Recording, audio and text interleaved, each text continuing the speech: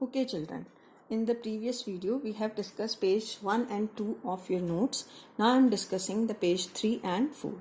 That is very easy. Fundamental units. First topic is fundamental units. क्या है fundamental units? The units of fundamental quantities are called as fundamental units.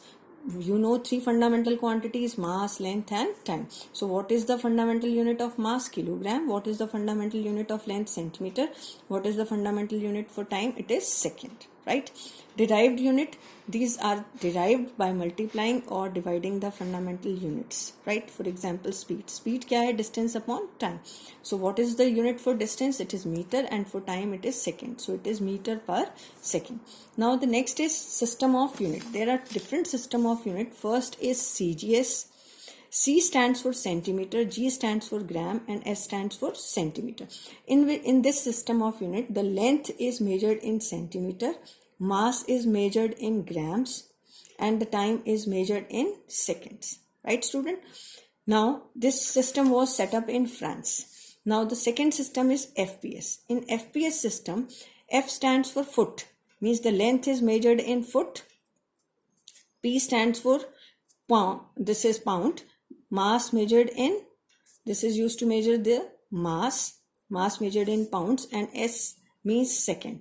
The time is measured in second. This is a British system of unit, right? And in next system of unit, MKS. MKS means M stands for meter, K stands for kilogram, and S stands for second.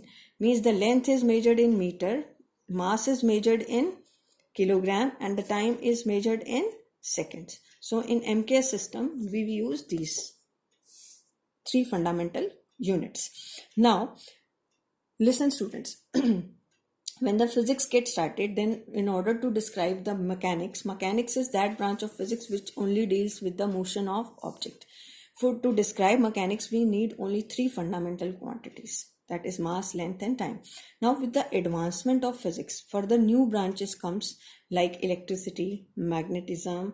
आपकी इसमें new branches जब आई, then you need some more fundamental quantities. Then a new system comes out, that is SI system. This is said to be International System of Unit. In this International System of Unit, there are 7 fundamental quantities. What are those 7 fundamental quantities? First is mass. Mass is measured in kilogram. Length is measured in meter. And time is measured in seconds. Right? And the next quantity is temperature. Temperature is measured in Kelvin. Current is measured. Next is current. Current is measured in ampere. Right? Next quantity is amount of substance. Amount of substance is measured in mole. That you will study in chemistry also. Amount of study is measured in mole. And the next is quantity of this is luminous intensity. Luminous intensity is used to measure the intensity of light. And what is its SI unit? It is candela.